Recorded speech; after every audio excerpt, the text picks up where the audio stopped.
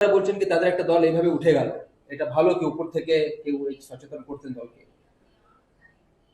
দেখুন, যে বা যারা নির্বাচনের আগের দিন পর্যন্ত বিজেপির প্রার্থীর বিরুদ্ধে কুৎসা প্রচার করেছেন, গণনা কেন্দ্রে ঢোকার সময় যারা বিজেপি কর্মীকে আক্রমণ করেছে, তারাই 4 ঘন্টার মধ্যে আবার বিজেপির পতাকা হাতে নিয়ে গেরুয়া আবির মেখে রাস্তায় নেমে গেছে।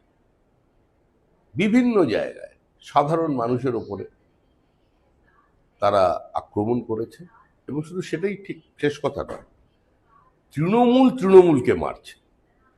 তৃণমূলের মধ্যে যে 75-25-এর ভাগ ছিল, সেখানে দেখা যাচ্ছে কেউ 95 পেয়েছে, কেউ 5 পেয়েছে। এই 5% এখন বিজেপিকে ধরে 95% আক্রমণ করছে, কেউ কাউকে প্রোটেকশনের কথা বলছে। তো বিজেপির দরজা এদের জন্য বন্ধ আছে, বন্ধ ছিল এবং ভবিষ্যতেও বন্ধ থাকবে। কেউ কেউ হঠাৎ বিজেপি হয়ে গিয়ে মনে করছেন সেই কলকাতা কর্পোরেশন বা অন্যান্য মিউনিসিপ্যালিটি নির্বাচনে, পঞ্চায়েতে তারা প্রার্থী হয়ে যাবে। এটা তো আমরা চলতে দেবো না।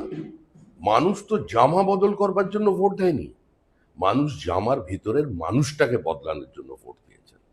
তো সেই বিষয়ে নেতা থেকে কর্মী প্রত্যেককে সচেতন থাকতে হবে, সাংসদ থেকে বিধায়ক, আমরা প্রত্যেকে সেই বিষয়টা সচেতন, এবং পার্টি এই ব্যাপারে অত্যন্ত কঠোর অবস্থানে আছে।